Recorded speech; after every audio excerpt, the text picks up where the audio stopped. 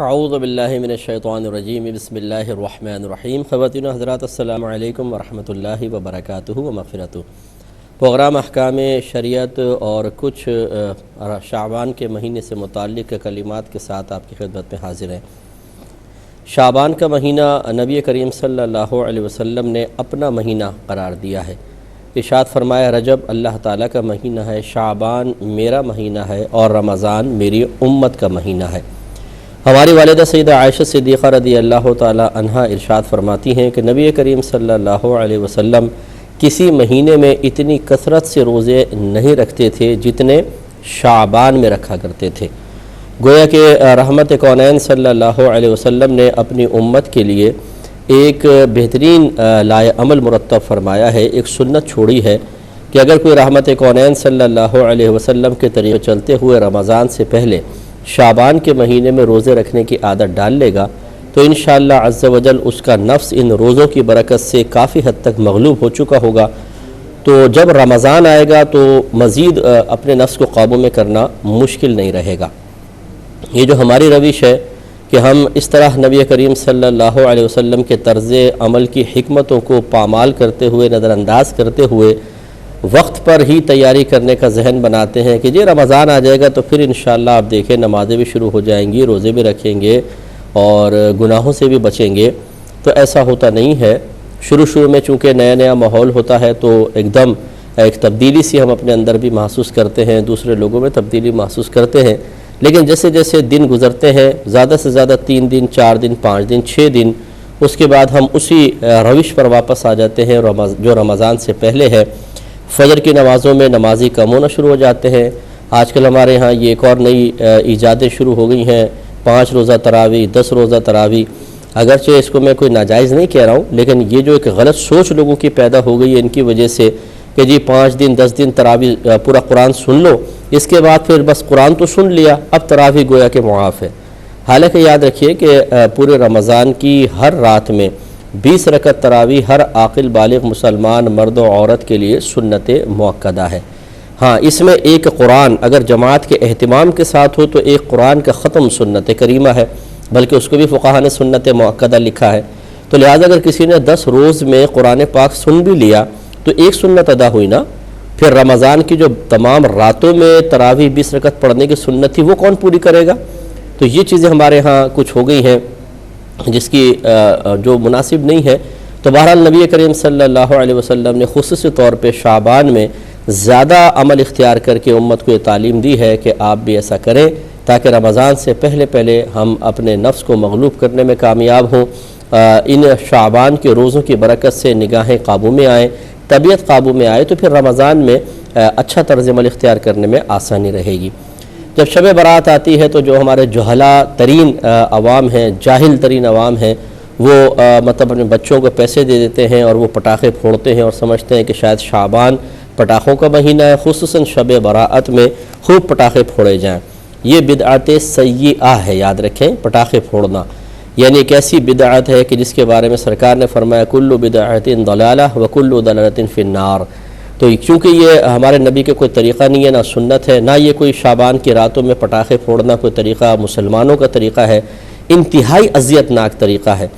یعنی میں نے ایسی عورتیں دیکھی ہیں بچوں کو پیسے دے کر کہیں گی یہاں نہ پھوڑنا، آگے جا کے پھوڑو، ہمارے سر میں لگتی ہے۔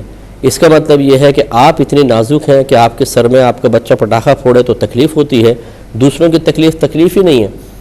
اور اگر کوئی بچہ آپ کے گھر کے سامنے پٹاخہ پھوڑ کے چلے جائے تو جو اس کی پھر ساتھ نسلیں کھنگالی جاتی ہیں وہ بھی کسی پہ مخفی نہیں ہے۔ اپنا بچہ پٹاخے پھوڑ رہا ہے، دوسرے محلے میں جا کے ناک میں دم کر رکھا ہے، لیکن اس کو نہیں منع کریں گے بلکہ پیسے بھی دیں گے۔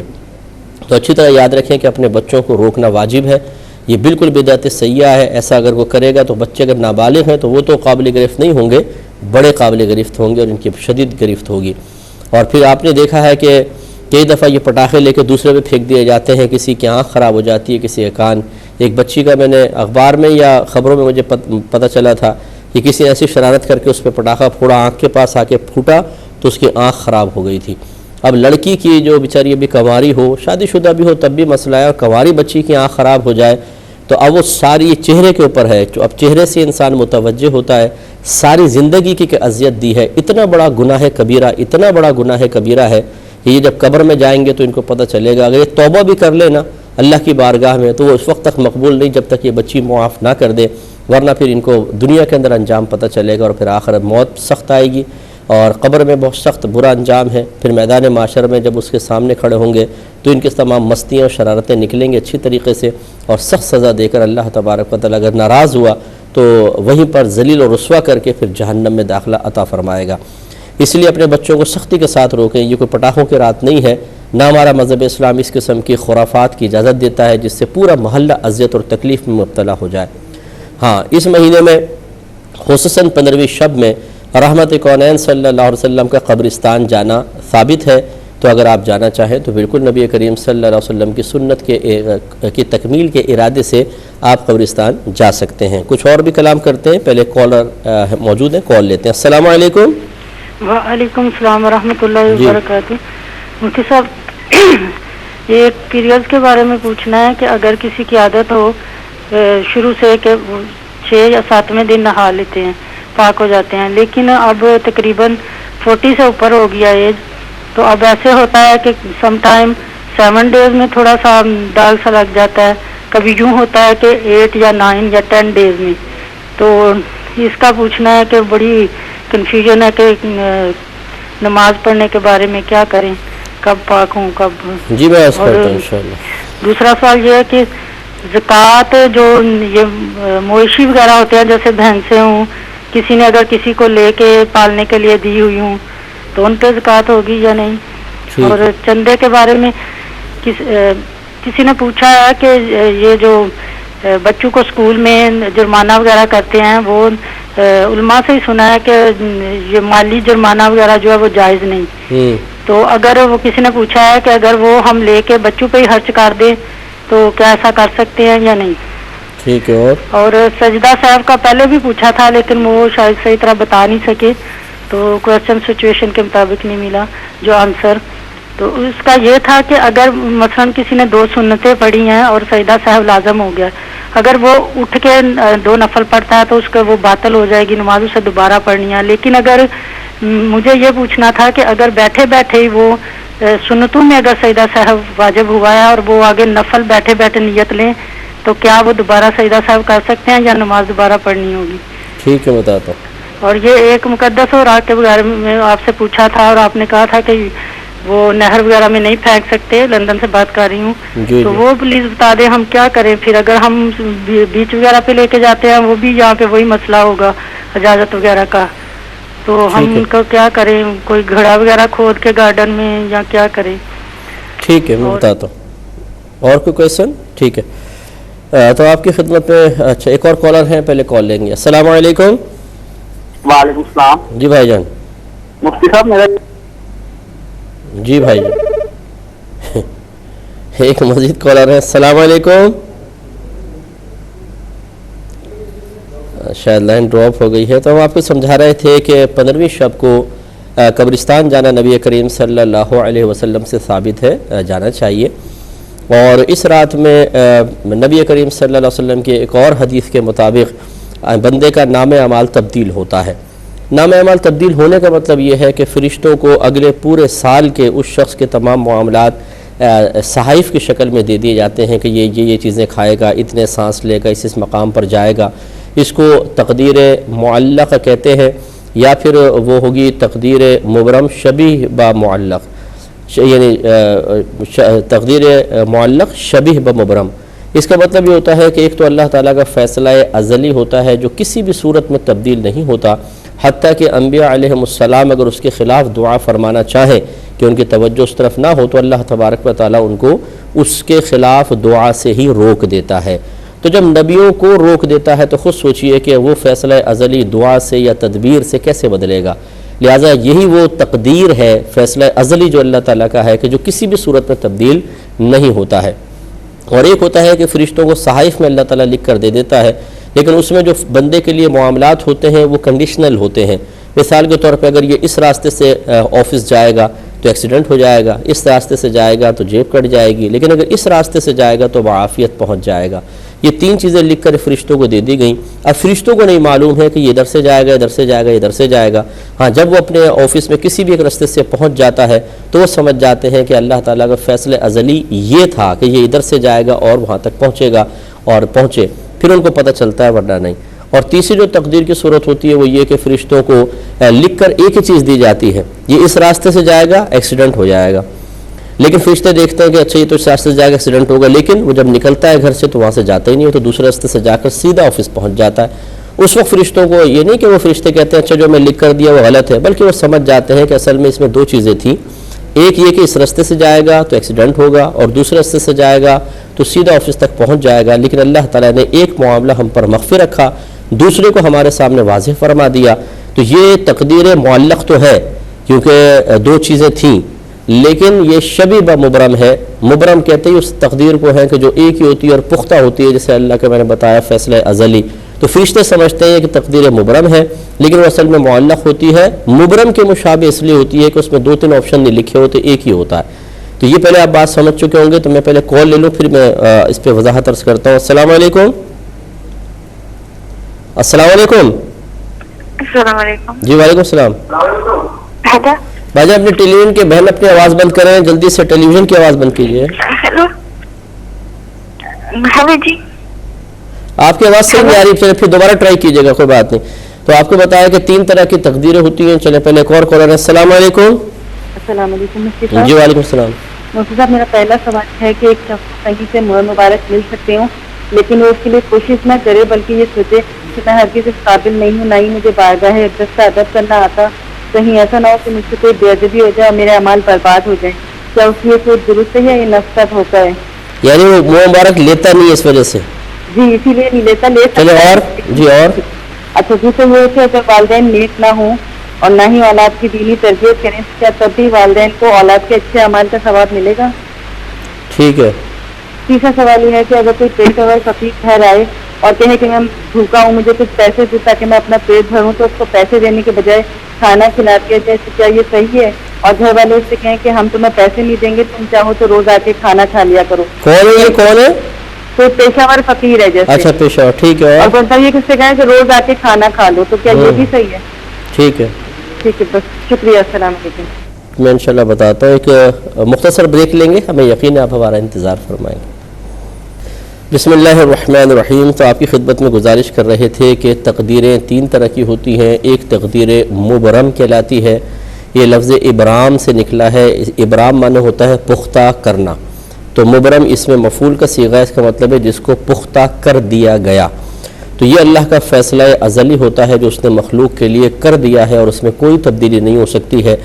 تو علماء نے یہاں تک لکھا ہے, علماء متکلمین نے, کہ اگر انبیاء علیہ السلام بھی اس کے خلاف دعا فرمانا چاہیں تو اللہ تبارک و تعالیٰ ان کو دعا سے ہی روک دیتا ہے, اس میں کوئی تبدیلی نہیں ہو سکتی ہے. اور 2 طرح کی تقدیریں ایسی ہیں کہ جو فرشتوں کو صحائف دیے جاتے ہیں, اس میں بندوں کے بارے میں فیصلے لکھے ہوتے ہیں. لیکن ایک کہلاتی ہے تقدیر معلق. معلق کا مطلب یہ ہوتا ہے کہ وہ لٹکی ہوئی ہوتی ہے, ایک فیصلہ کن چیز نہیں ہوتی ہے. اگر یوں ہوگا تو یوں, اگر یوں ہوگا تو یوں. لیکن اور فرشتوں کو پتہ بھی ہوتا ہے کہ اس میں اس کے لیے 3-4 باتیں لکھی ہیں. مثلا اگر یہ بیمار ہو گیا, کسی نے دعا نہیں کی تو یہ ہلاک ہو جائے گا, اور فلاں نے دعا کر دی تو یہ بچ جائے گا. اب فرشتے دونوں چیزوں کے بارے میں انتظار میں ہوتے ہیں, یا ان کو توقع ہوتی ہے یہ ہوگا یہ ہوگا. جب کوئی ایک ہو جاتا ہے تو وہ سمجھ جاتے ہیں کہ اچھا یہ ہے اللہ کا فیصلہ ازلی. اور تیسرا کہ ایک ہی چیز لکھی ہوتی ہے, فرشتے سمجھتے ہیں شاید یہ اللہ نے اپنا فیصلہ ازلی ہمیں عطا فرما دیا ہے, یہ تقدیر مبرم ہے, لیکن حقیقتاً وہ معلق ہوتی ہے.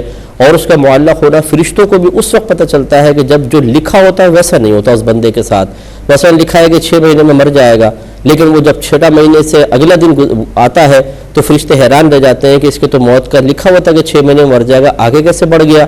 اور پھر ان کو سمجھ میں آتا ہے کہ اچھا یہ اس کا مطلب ایک اور چیز بھی یہاں لکھی تھی جو اللہ نے ظاہر نہیں فرمائی, کہ اگر فلاں دعا کر دے گا, فلاں ڈاکٹر سے دوائی لے لے گا تو یہ بچ کر آگے نکل جائے گا. تو یوں فرشتے جو ہیں اس کو اس وقت سمجھ پاتے ہیں جب اللہ تبارک و تعالیٰ کا ارادہ فعل کی شکل میں ظاہر ہو جاتا ہے, عمل کی شکل میں ظاہر ہوتا ہے. تو اس کو کہتے ہیں تقدیر معلق شبیہ بمبرم, یعنی ایسے تقدیر معلق جو مبرم کے مشابہ ہے.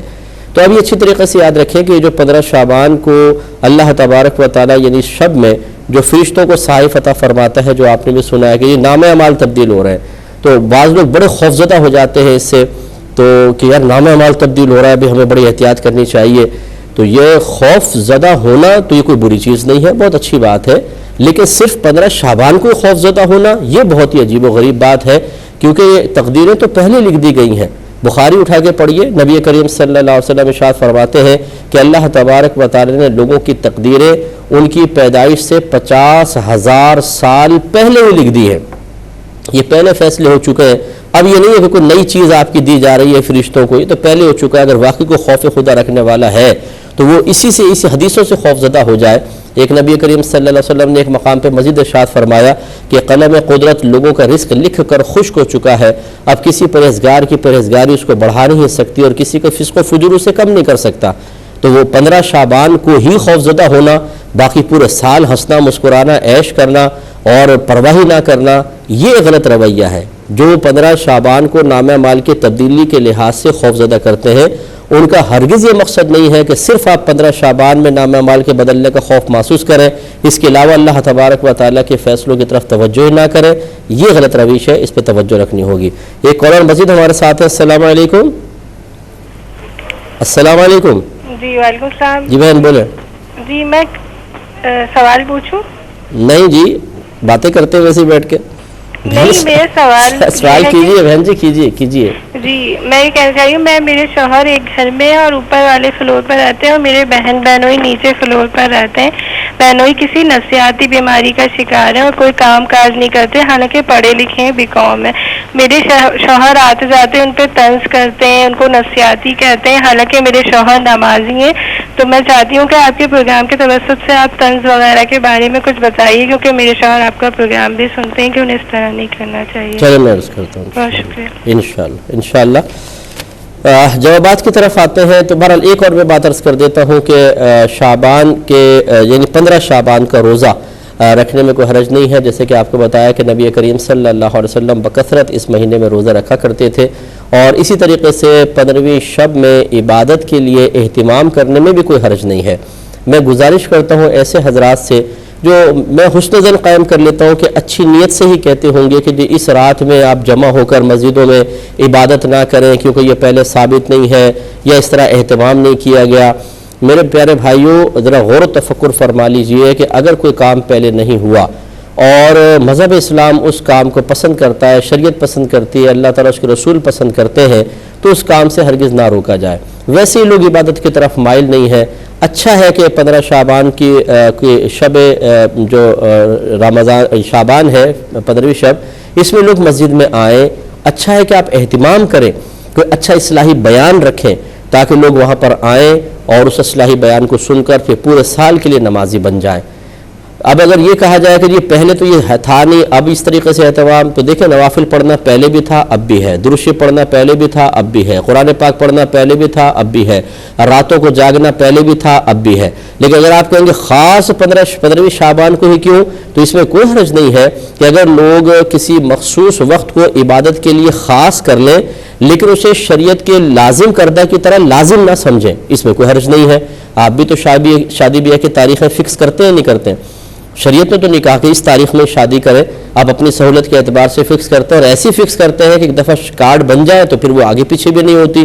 اس تخصیص کی کیا شرعی حیثیت ہے؟ شادی کرنا سنت کریم، اگر آپ کا جو دنیاوی معاملہ ہے آپ کے لیے دنیاوی ہوگا، ہمارے لیے تو یہ بھی عبادت ہے. ہمارے نبی کریم صلی اللہ علیہ وسلم ارشاد فرما رہے ہیں. چلے میں اور آگے چل لیتا ہوں. اب اس کا ذرا مجھے جواب دیجئے کہ مسجدوں میں جماعت کے اوقات مخصوص کرنا کیا نبی کریم صلی اللہ علیہ وسلم کے زمانے میں تھا؟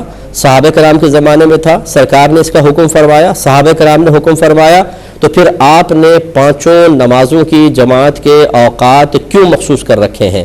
اور اتنے مخصوص کر رکھے ہیں کہ نہ 1 منٹ آگے ہوتا ہے نہ پیچھے ہوتا ہے. اگر آگے پیچھے ہو جائے تو نمازی حضرات امام صاحب کو عجیب و غریب نگاہوں سے دیکھنا شروع کر دیتے ہیں کہ امام صاحب 5 منٹ لیٹ ہو گئے ہیں. یہ جو تخصیص آپ نے کی ہے، بتائیں کہ اس تخصیص کی کوئی شرعی حیثیت ہے؟ کیا شریعت نے کہا تھا کہ جماعت کے لیے وقت مخصوص کرو؟ اگر ہے تو دکھائیے کہاں ہے. اگر آپ کہیں گے نہیں یہ تو اس لیے ہے نا کہ تاکہ لوگ ایک خاص وقت میں آئیں اور ایک بڑی جماعت ہو جائے، اس کا مطلب ہے کہ کسی مصلحت صحیحہ کی بنا پر اگر شریعت نے کسی وقت کو کسی عبادت کے ساتھ خاص کرنا نہ بھی لازم کیا ہو تب بھی ہم کر سکتے ہیں.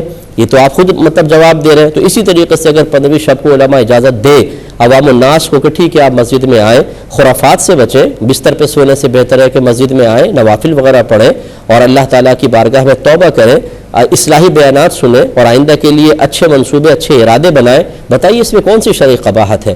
کہ یہ اس طریقے سے نہیں کرنا چاہیے. خواہ مخواہ مسلمانوں کی ایک بہت بڑی تعداد ہے, آپ دیکھیں کہ بلا مبالغہ 80% مساجد جو ہیں وہ آباد ہوتی ہیں, اس میں لوگ آ رہے ہیں. آپ سب کو کہیں کہ یہ بدعتی ہیں, یہ گناہگار ہیں, یہ نماز پڑھ کے بھی جہنم میں جائیں گے, اس رات میں جا کر بھی جہنم میں جائیں گے. اس طرح کی باتیں کرنے کا کوئی فائدہ نہیں ہے.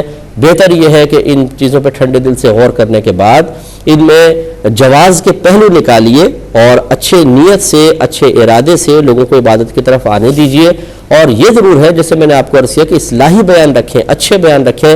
اور میں تو دیکھتا ہوں میرے بیان ہوتے ہیں الحمدللہ, میں جاتا ہوں مساجد کے اندر, اس دفعہ بھی غالباً میرے 2 یا 3 بیان ہوں گے ایک ہی رات میں. اور اللہ کا بڑا کرم ہے, کتنے لوگ سامنے سے بیٹھے ہوتے ہیں جو اللہ کی بارگاہ میں توبہ کرتے ہیں, گناہوں کا احساس پیدا ہوتا ہے, عبادات کا ارادہ کرتے ہیں. یہ سارے فائدے نظر انداز کر کے بس اس چیز کو ہم بیس بنا لیں کہ جی وقت کیسے مخصوص کر لیا, حالانکہ اللہ کے نبی نے تو نہیں کیا تھا. تو جماعت کے لیے وقت مخصوص کر لیں کوئی بات نہیں, شادی بیاہ کے لیے کر لیں کوئی بات نہیں, ولیمے کے لیے کر لیں کوئی بات نہیں. اسی طریقے سے دارالعلوم کے اندر سال شروع ہوگا اس فکس تاریخ میں کوئی بات نہیں, دستار بندی اس تاریخ میں ہوگی کوئی بات نہیں, ختم بخاری اس تاریخ کو ہوگا کوئی بات نہیں, سلیبس یہ والا اتنا, یہ کتاب 6 مہینے تک چلے گی, یہ سال تک چلے گی, یہ ہم تخصیص کر لیں مخصوص کر لیں کوئی بات نہیں. یعنی یہاں کوئی بھی بات نہ ہو اور مسلمانوں کی ایک بہت بڑی تعداد مساجد میں آ کر اللہ تعالیٰ کی عبادت کر کے اس کو راضی کرنے کی کوشش کرے تو یہ بدعت ہے. یہ سب جہنم میں جائیں گے. تو یہ جہنم میں کیوں نہیں جائیں گے؟ جو تعویل اس کے لیے ہو سکتی ہے وہ اس کے لیے کیوں نہیں ہو سکتی ہے؟ جو جلسے جلوسوں کے لیے وقت مخصوص کیے جا سکتے ہیں تو پھر اس کے لیے وقت مخصوص کرنے میں کون سی قباحت پیدا ہو گئی؟ تو اس لیے اچھی طریقے سے ٹھنڈے دل سے غور کریں. اگر یہ نہیں تو یہ بھی نہ کریں, اور اگر یہ کر رہے ہیں تو پھر اس کے لیے جیسے آپ نے جواز کے پہلو نکال لیے اور ترمیمی پہلو نکال لیے اور شریعت کے اندر کچھ نہ کچھ آپ نے ترمیمات نکال لی ہیں ایک اچھے مقصد کے لیے, تو پھر اس مقصد کو کیوں آپ خامخواہ چیلنج کر رہے ہیں؟ اور جو اس پر عمل پیرا ہے ان سب کو جہنمی بنانے کی ہم کیوں کوشش کر رہے ہیں؟ ٹھنڈے دل سے ذرا غور کریں اور پھر فیصلہ کیجیے. پچھلے پروگرام میں ایک بہن نے کویسچن کیا تھا کہ ایک پیر صاحب ہیں, جو مجھے یاد رہا وہ یہی ہے کہ ایک پیر صاحب ہیں جو اپنے متبعین کو مخصوص برقع اور مخصوص لباس پہننے کا حکم دیتے ہیں, اس کے علاوہ اور باقی سے منع کرتے ہیں, تو کیا شرعی حکم ہوگا؟ دیکھیں یہ تو اب پیر صاحب کی سوچ اور فکر اور اس کے پیچھے جو ان کی حکمت ہے اس کے بارے میں جانا جائے, وہ معلوم ہو تو پھر میں کوئی حتمی فیصلہ کر سکتا ہوں. اگر ان کا مقصود یہ ہے کہ وہ لوگوں کو سادگی کی طرف بلانا چاہتے ہیں, وہ فیشن سے ہٹانا چاہتے ہیں, وہ اگر اپنے تمام متبعین کے اندر جو مالی تفاوت نظر آتا ہے کہ ایک بہت ہی قیمتی کپڑا پہنا ہوا ہے, ایک بہت ہی معمولی سا, تو قیمتی کپڑے والے کو دیکھ کر یہ احساس کمتری کا شکار ہے, اور قیمتی کپڑے والا اس کو دیکھ کر خواہ ایک احساس برتری کا شکار ہو جاتا ہے اور ہاتھ ملانا بھی پسند نہیں کرتا, اور کلف والے کپڑے ہوں تو کسی سے گلے ملنا پسند نہیں کرتا. اس طرح اجنبیت پیدا ہوتی ہے. اس کو ختم کرنا مقصود ہو کہ ایک جیسا لباس ہوگا, پتہ بھی نہیں چلے گا کس کا قیمتی ہے کس کا نہیں. اسی طرح اگر انہوں نے برقع کوئی ایسا پہننے کی تلقین کی ہے کہ جس میں زیادہ پردہ ہو, زیادہ جسم چھپتا ہو, تو اس میں کوئی حرج نہیں ہے. اگر اس طرح کی ان کی مصلحت ہے تو بہت اچھی بات ہے. اور اگر یہ کوئی ایسا مسئلہ ہے, چلیں پہلے میں انشاءاللہ بریک لے لیتا ہوں, پھر دوسرے پہلو پر گفتگو کر کے اس کا حکم بھی ذکر کریں گے. امید ہے کہ آپ ہمارا پروگرام دیکھتے رہیں. بسم اللہ الرحمن الرحیم. تو یہ سوال کا جواب ہو رہا تھا کہ کوئی پیر صاحب ہیں جو اپنے مریدین کو مخصوص لباس کا حکم دیتے ہیں, مخصوص برقعے پہننے کا کہتے ہیں, اس کے علاوہ لباس اور برقعوں سے منع کرتے ہیں. تو میں آپ کی خدمت میں عرض کر رہا تھا کہ اور مزید اس میں ایڈنگ کر رہا ہوں کہ ظن المؤمنین خیرا, یہ حدیث پاک میں موجود ہے کہ مومنین سے اچھا گمان کرو. جبکہ اگر وہ پیر صاحب بعمل ہوں, صاحب علم بھی ہوں, تو مزید پھر تو ہم پہ واجب ہو جاتا ہے کہ ان کے ساتھ حسن ظن قائم کیا جائے. تو لہٰذا اگر وہ کسی اچھے مقصد کے لیے ایسا حکم دیتے ہیں تو اس میں شرعاً کوئی حرج نہیں ہے. لیکن اگر خدا نخواستہ دوسرا ایک پہلو ہم لے لیتے ہیں کہ اگر مقصود صرف اپنا نام و نمود ہے کہ ناموری ہو جاتی ہے بعض اوقات کہ بھئی وہ تو فلاں لباس نہیں پہننے دیتے, بڑا احتیاط کرتے ہیں, اپنے تمام متبعین کو بڑے تقوی کی تعلیم دیتے ہیں اور بہت ہی سادگی پسند ہے. اور اسی طرح جب ایک مخصوص لباس میں ہوتا ہے تو دور سے بھی اگر 10-5 آدمی نظر آ جائیں تو ایک مطلب نظر آتے ہیں, لاکھوں کے مجمع میں بھی آدمی نظر آ جاتا ہے. تو اس طریقے سے اگر یہ خواہش ہو کہ متبعین جہاں جہاں نظر آئے تو پھر تعداد بڑھتی ہوئی نظر آئے، لوگ واہ واہ کریں کہ بھئی بہت اچھی تعداد، بہت اچھا کام ہو رہا ہے، بہت اچھی تعداد ہو رہی ہے۔ اگر اس طرح کے کوئی فاسد ارادے ہوں، یا یوں ہو کہ اگر خدا نخواستہ کہ خود ایک مخصوص ٹریک پہ چلتے رہیں تاکہ لوگ دوسرے علماء سے بدظن ہو جائیں، دوسرے دینداروں سے بدظن ہو جائے کہ بھئی یہ تو فیشن کرتے ہیں، یہ تو فلاں کرتے ہیں، یہ ایسے کرتے ہیں، ویسے کرتے ہیں، دیکھو اگر دین دیکھنا ہے تو یہاں دیکھو۔ اس طرح باقاعدہ لوگوں کو موازنہ کرنے کا ذہن دینا، تقابل پیدا کر لینا تاکہ لوگ دیکھ کر ان کی عزت کریں اور دوسرے کو اپنی نگاہوں سے گرا دیں، اور اس طریقے سے ہمارا کام آگے چلے اور ہمیں کوئی دنیاوی فائدے حاصل ہو جائے، تو پھر اس قسم کے ارادے بہت خطرناک ہیں اور اس میں میدان معاشر میں گرفت کے امکانات بھی ہیں۔ لیکن جیسے کہ میں نے عرض کیا کہ جب تک کوئی اپنا خود معافی ضمیر ذکر نہ کرے، ہمیں بدگمانی سے حتی الامکان بچنا چاہیے، یہی ہم پر واجب ہے، حسن ظن قائم رکھنا چاہیے۔ یہ کہ بہن نے کہا کہ اگر کوئی فون پر منع کریں کہ جی فلاں مفتی صاحب سے آپ بات نہ کریں، یا مفتی صاحب سے فون پہ بات نہ کریں، تو کیا حکم شرع ہوگا؟ دیکھیں، اگر تو شوہر اس وجہ کوئی بھی بڑا جیسے والد صاحب ہیں اس وجہ سے منع کرتے ہیں کہ جس مخصوص شخص سے وہ بات کرنا چاہتی ہیں وہ ان کی نگاہوں میں کسی لحاظ سے صحیح نہیں ہے، مثال کے طور پہ بہت ہی ینگ ہے، اور اگر گھر کی خاتون ان سے کویسچن کرتے ہیں تو فتنے کا اندیشہ ہے، اگر اس صحیح مصلحت کی بنا پر منع کریں تو پھر تو کوئی حرج نہیں ہے۔ لیکن اگر مرد مفتی سے بات کرنا ہی منع کرنا مقصود ہو، چاہے سامنے ادھیڑ عمر ہو، چاہے بوڑھا ہو، چاہے جوان ہو، کہ نہیں بات ہی نہیں کر سکتی ہیں، تو پھر اس میں دو پہلو ہیں۔ پھر یہ دیکھا جائے گا کہ کیا جو عورتوں کو علم سیکھنا ضروری ہے، فرض ہے، وہ اس کے لیے کوئی متبادل ذرائع بھی فراہم کرتے ہیں کہ نہیں کرتے؟ اگر کرتے ہیں تو پھر بہنوں کو ضد نہیں کرنے چاہیے، ٹھیک ہے وہ منع کر رہے ہیں کسی اچھی مصلحت کی بنا پہ کر رہے ہوں گے، دیگر ذرائع سے علوم حاصل کر لیں۔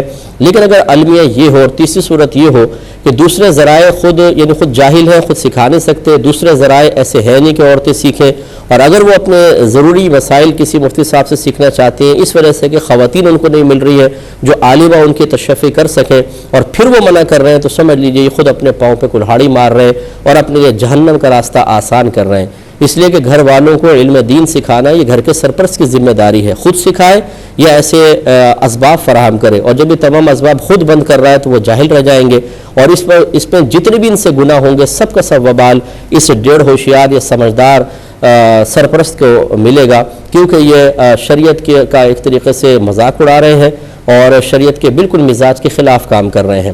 میری والدہ سیدہ عائشہ صدیقہ رضی اللہ تعالیٰ عنہ فرمایا کرتی تھی کہ اللہ تبارک و تعالیٰ انصار کی عورتوں پر رحمت نازل فرمائے کہ ان کو شرم و حیا نے نبی کریم صلی اللہ علیہ وسلم سے مسائل پوچھنے سے نہیں روکا۔ یہ میری والدہ کہہ رہی ہیں، اور میرے آقا صلی اللہ علیہ وسلم شرم و حیا کے پیکر ہیں، جن کے بارے میں خود میری والدہ سیدہ عائشہ صدیقہ رضی اللہ تعالیٰ عنہ ارشاد فرماتی ہیں کہ آپ ایک کنواری لڑکی سے زیادہ شرمیلے تھے، لیکن اس کے باوجود عورتیں اپنے مسائل لے کر آتی تھیں، حیض کے مسائل پوچھے گئے ہیں، نفاس کے مسائل پوچھے گئے ہیں، استحاضہ کے مسائل، اور میرے آقا صلی اللہ علیہ وسلم نے مطلب بہت ہی احتیاط کے ساتھ اشارتاً کنایتاً بھی ان کے جواب دیے ہیں، بعض اوقات صراحتاً بھی کلام فرمایا ہے جیسی ضرورت تھی۔ تو اب معلوم یہ ہوا کہ اب آپ کہیں گے جی وہ تو نبی تھے نا، تو وہ نبی ہیں تو مفتیان کرام اس نبی کے وارث ہیں، اور ان سے اکتساب علم کے لیے اللہ تعالیٰ اس کے رسول نے حکم ارشاد فرمایا ہے۔ لہذا بعض اوقات ہم اپنی عقل کو اور اپنی غیرت کو بہت زیادہ سمجھنے لگ جاتے ہیں، اور ماذ اللہ ثم ماذ اللہ، کیا اللہ تبارک و تعالیٰ اس کے رسول ان چیزوں کے اوپر توجہ نہیں فرماتے؟ حیا اور غیرت کا تصور آپ کو ملا کہاں سے؟ ذرا مجھے یہ تو بتائیے۔ اللہ تعالیٰ نے تو عطا فرمایا، اس کے رسول نے ہی تو عطا فرمایا ہے، اور اسی آپ حیا اور غیرت کو اسی دین اسلام کے خلاف استعمال کر کے اپنے گھر والوں کو جاہل رکھ کر، ایک عورت کو جاہل رکھ کر اپنے بچوں کے لیے ایک جاہل عورت کو مربی بنا رہے ہیں کہ یہ تربیت کرے گی بچوں کی، کیسے کرے گی؟ تو اس لیے ناراض بھی نہ ہو، اگر کوئی بہنیں علم سیکھنا چاہتی ہیں ہرگز ان کو نہ روکیں، یا پھر دوسرے اسباب آپ فراہم کریں جس سے مکمل طور پہ بہنیں علم سیکھ سکیں۔ ایک ہی بہن نے فرمایا اگر کسی عورت کی اب 40 سال عمر ہو گئی ہے اور کبھی 6 دن حیض آتا ہے، 1 مہینے، اگلے دن جیسے 7 مہینے آ گیا، کبھی 8 9 10 8ویں دن 9ویں دن 10ویں دن تک بھی پہنچ جاتا ہے، تو کیا حکم شرع ہوگا؟ وہ نماز وغیرہ کا حساب کیسے کرے؟ دیکھیں مثال کے طور پہ 6 دن آپ کو کسی کو حیض آیا اور اگلا پورا دن اس کا بغیر حیض سے گزر گیا، تو سمجھ لیں کہ یہ پاکی ہو گئی۔ بس اب 7ویں دن ایسے گزرا کہ وہ انتظار کر رہی تھی کہ شاید 7ویں دن بھی ایسا ہو جائے گا، لیکن غروب آفتاب تک کچھ نہ ہوا، تو اسے چاہیے کہ غسل کر کے نماز شروع کر دے۔ اب مثال کے طور پر اگر 8ویں روز آ گیا تو پھر چھوڑ دیں نماز، سمجھ جائے کہ 7واں روز بھی حیض میں ہے، 8ویں دن بھی گزارے۔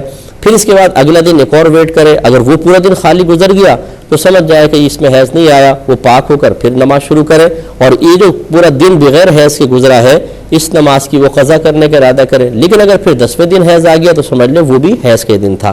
تو خلاصہ کلام یہ ہے کہ اگر کسی دن حیض نہیں آتا ہے, غروب آفتاب تک انتظار کرے, اس صورت میں کہ جب کہ دن بدلتے رہتے ہیں, عادت بدلتی رہتی ہے. اگر نہیں حیض آتا تو پھر وہ پاک ہو کر نماز شروع کر دے. اگر بعد میں پھر بلیڈنگ ہو جاتی ہے, 10 دن کے اندر اندر یہ معاملہ رہے گا, تو سمجھ لیں بیچ کے دن بھی حیض میں ہی گزرے ہیں. ایک یہ بہن نے فرمایا کہ ہم نے کچھ جانور کسی شخص کو دیے ہوئے پالنے کے لیے, تو کیا اس پہ زکوٰۃ بنے گی؟ بھینسیں وغیرہ ہے. دیکھیں ان جانوروں پہ زکوٰۃ نہیں ہوتی, یہ صرف ان جانوروں پر ہوتی ہے کہ جو سال کا اکثر حصہ جنگل میں جا کے چرتے ہیں, یعنی مفت کا چارہ ہوتا ہے. اور جب آپ کسی کو دیتے ہیں دیکھ بھال کے لیے تو باقاعدہ اس کو پیسے دیتے ہیں, چارے کے پیسے بھی دے رہے ہوتے ہیں. ان جانوروں پہ کوئی زکوٰۃ نہیں ہوگی. یہ کہتے ہیں کہ بچوں پر مالی جرمانہ ویسے تو منع کیا علماء کرام نے, لیکن اگر ایسا ہو کہ ان سے مالی جرمانہ لیا جائے, انہی بچوں پہ خرچ کر دیا جائے, تو کیا حکم شرع ہوگا؟ دیکھیں پہلی بات تو یہ کہ لینا ہی گناہ ہے نا, لے کر آپ انہی پہ خرچ کریں تو پھر کوئی فائدہ نہیں ہے. لہٰذا مالی جرمانہ نہ رکھیں, بلکہ یوں کر لیں آپ کے مثال کے طور پر آپ فیس کے اندر زیادتی کر دیں تھوڑی سی. میں آپ کو سمجھاتا ہوں, مثلا 1000 روپے فیس ہے تو آپ 1200 کر دیں, اور یہ کہیں کہ اگر کوئی بچہ ریگولر آئے گا, کوئی چھٹی نہیں کرے گا, تو ہم بطور بونس سال کے آخر میں جتنی زیادہ ہم نے 1000 سے اوپر لیے ہوتے ہوں گے پیسے, وہ ہم اس کو تحفتاً دے دیں گے. اب جو آپ لے رہے ہیں یہ سمجھ لیں ان بچوں کی اجرت لے رہے ہیں یا ان کی فیس لے رہے ہیں, مالی جرمانہ نہیں ہے. اور بچے اس وجہ سے پابند ہو جائیں گے کہ نہیں چلو اب سال کے آخر میں ہمیں پھر سارا پیسہ واپس مل جائے گا جو ہم اضافی فیس دے رہے ہیں, اس طریقے سے آپ کر لیں تو صحیح ہے, لیکن یہ مالی جرمانے کا طریقہ نہ کیا جائے. یہ کہتے ہیں 2 سنتیں پڑھی, اس میں سجدہ سہو ہوا, اب بیٹھے بیٹھے نفل شروع کر دی, پھر یاد آیا کہ پیچھے سجدہ سہو تھا, تو کیا اس نفل میں کر سکتے ہیں؟ تو نہیں کر سکتے, سنت علیحدہ ہے, نفل علیحدہ ہے. وہ سنتیں پھر آپ کو دوبارہ کبھی زندگی میں پڑھنی ہوں گی. یہ یوکی سے کال کی بہن کہتی ہیں کہ مقدس اوراق کا کیا کریں, یہاں پہ سمندر میں نہیں ڈال سکتے, نہر میں ڈالنے کو میں نے منع کیا تھا کہ مناسب نہیں ہے. تو یہ جو آپ تیسری بات کہہ رہی ہیں, گارڈن میں اگر جگہ ہے تو گارڈن میں دبا دیں. آپ کے وہاں ویسی کافی بارشیں ہوتی ہیں اور اکثر جو ہے نیچے زمین گیلی ہوتی ہے, امید ہے کہ کچھ عرصہ اگر ایک کونے میں آپ اس کو دبا کر رکھیں گے وہ گل جائیں گے کچھ عرصے میں ہی, اور وہ کھاد کا حصہ بن جائیں گے. لیکن پھر کوشش یہ کریں کہ ایک مخصوص کونا کر دیں, یوں نہیں کہ بیچ میں آپ ڈال دیں اس پہ لوگ چڑھ رہے ہوں, یہ مناسب نہیں ہے. کہیں کونے کے اندر گڑھا کھود کر اس میں آپ دبا دیا کریں. امید ہے کہ انشاءاللہ اس طریقے سے مقدس اوراق بھی بے ادبی سے محفوظ ہو جائیں گے اور آپ کا مسئلہ بھی حل ہو جائے گا. یہ ایک بہن نے کہا کہ کوئی شخص کسی کو منہ مبارک کی پیشکش کرتا ہے کہ آپ لے لیں, لیکن سامنے والا اس لیے نہیں لیتا ہے کہ نہیں میں اس کی شاید ادب نہیں کر پاؤں گا, میں اس قابل نہیں ہوں, کیا یہ صحیح ہے؟ دیکھیں بہرحال اب یہ ہم کسی کے اوپر بدگمانی تو نہیں کر سکتے ہیں, لیکن بہت سے لوگ ایسے ہوتے ہیں جنہیں خود اپنے باطن کا پتہ نہیں ہوتا, وہ اس قسم کی باتوں کو جان بوجھ کے دوسروں کے سامنے ظاہر کر کے اپنے لیے واہ واہ کے پہلو نکال رہے ہوتے ہیں, اور ان بیچاروں کو خود نہیں پتہ ہوتا کہ نفس و شیطان کیسے ان کے ساتھ کھیل رہے ہیں. کیونکہ صرف منہ مبارک کا ہی ادب نہیں, نبی کریم صلی اللہ علیہ وسلم کا قول مبارکہ بھی سرکار کی زبان اقدس سے ہی نکلا ہے. نبی کریم کی اطاعت تو نہ کی جائے, سرکار گناہ سے بچنے کا کہیں اس کی کوئی پرواہ نہ ہو, وہ نماز پڑھنے کا کہیں اس کی کوئی پرواہ نہ ہو, وہ تقوی اختیار کرنے کا کہیں کوئی پرواہ نہ ہو, آپ علم دین سیکھنے کا کہیں کوئی پرواہ نہ ہو, سرکار بدنگاہی سے منع کریں اس سے ہم باز نہ آئیں, یہ اس میں کوئی بے ادبی کا پہلو نظر نہیں آتا. ایک منہ مبارک لے کر اس کا شاید میں ادب نہ کر پاؤں, اور پھر اس کو ظاہر بھی کرنا دوسروں کے سامنے کہ نہیں یار میں بے ادب, میں شاید قابل نہیں ہوں, میں بے ادبی ہو جائے گی. یہ اس میں بھی میں آپ کو صحیح عرض کر رہا ہوں کہ ذرا تھوڑا سا غور کر لیں. ہمیں بدگمانی کسی پہ نہیں کرنی ہے, لیکن ایک کامل کسی پیر صاحب کی صحبت پہ رہے, وہ تھوڑا سا آپ کو نفس و شیطان کی چالیں بتا دیں. اس کے بعد ذرا غور کر لیجئے گا کہ ان میں اکثر ایسے ہوتا ہے کہ انسان ایک طرف کہہ رہا ہوتا ہے بے ادبی, دوسری طرف اس سے کہیں زیادہ بڑے جرم کر رہا ہوتا ہے, وہاں پہ اپنے آپ کو وہ بے ادب نہیں تصور کر رہا ہوتا, کیونکہ وہاں ریاکاری کا کوئی پہلو نہیں ہے, واہ واہ کی اور تعریف کے پہلو نہیں ہے. یہاں پہ بہت سارے تعریفی پہلو نکل جاتے ہیں, اس لیے اچھی طریقے سے دیکھیں. یہ کہتے ہیں اگر ماں باپ نے اپنے بچوں کی اچھی دینی تربیت نہ کی ہو اور پھر ماں باپ کو بچوں کو نیک عمل کریں تو کیا پھر بھی ماں باپ کو ثواب ملے گا؟ تو جو ہے ملے گا تو ضرور. اگر وہ تربیت کر کے کرتے تو دوہرا ثواب تھا, تربیت کا بھی اور بچوں کے نیک عمل کا بھی. لیکن اگر کسی اور ذریعے سے بچے نیک بن گئے ہیں تو انشاءاللہ عز و جل ان کو اس کا ثواب تو ملے گا. لیکن اس کا مطلب یہ نہیں ہے کہ ان کی جو تربیت میں کوتاہی تھی اس کی گرفت نہیں ہوگی, اس کا انہوں نے جواب دینا ہوگا میدان معاشر میں, اس کے لیے تیار رہیں. ایک یہ کہتے ہیں کہ کسی پیشہ ور فقیر کو گھر پہ یوں بلا لینا کہ پیسے نہیں دیں گے، کھانا روزانہ کھا لیا کرو، صحیح ہے؟ بالکل غلط ہے۔ نبی کریم صلی اللہ علیہ وسلم نے ارشاد فرمایا کہ تم صرف پرہیزگار کو دوست بناؤ اور تمہارا کھانا صرف پرہیزگار کھائے۔ اس کا یہ حکم ہے ہی اس لیے کہ اگر تم اس طرح نکمے اور پیشہ ور فقیروں کو کھانا کھلاؤ گے تو جو توانائی ان کے اندر جائے گی اس کو اور وہ گندے کام اور برے کاموں میں صرف کریں گے، اس لیے نیک پرہیزگار کو کھلاؤ۔ اس لیے کوئی نیکی نہیں ہے، یہ اور گناہ کے اندر آپ تعاون کر رہے ہیں، اس طرح نہ کریں۔ یہ کہتے ہیں کہ اب یہ طنز والا ایک سوال تھا، ٹائم بڑا کلوز ہے لیکن میں اتنا عرض کر دوں کہ طنز دو طرح کا ہوتا ہے، ایک اصلاح کے لیے ہوتا ہے اور ایک سامنے والوں کو تکلیف پہنچانے کے لیے ہوتا ہے۔ بعض اوقات ایک آدمی نفسیاتی بن کے خود نکما نکھٹو بن جاتا ہے، کمانے کے لیے گھر سے نکلتا نہیں ہے، اس کو اس لیے طنز کرنا کہ شاید کبھی اس کی غیرت جاگ جائے اور یہ بیوی بچوں کے لیے کمانے کے لیے چلا جائے کیونکہ یہ قابل ہے، تو یہ طنز تو بہت اچھا ہے۔ لیکن اگر ایسا نہیں ہے، وہ بیچارہ اس قابل ہی نہیں ہے واقعی، اب اس پہ طنز کرنا صرف دل آزاری کا سبب بنے گا، یہ کرنا گناہ ہوتا ہے، ایسا نہ کریں۔ چونکہ وقت بڑا قلیل ہے، ای میل ایڈریس چل رہا ہے، آپ ای میل کر سکتے ہیں اپنے میزبان کو، ہماری کیو ٹی وی کی پوری ٹیم کو، اور اجازت مرحمت فرمائیں، آپ ہمارے لیے دعا کیجئے، ہم آپ کے لیے دعا گو ہیں کہ اللہ تبارک و تعالی ہمیں دوسروں کے جذبات و احساسات فیلنگز کا بھی خیال رکھنے کی توفیق عطا فرمائے، آمین۔ وآخر دعوانا ان الحمدللہ رب العالمین۔ میرے ورد لب ہے نبی نبی، میرا دل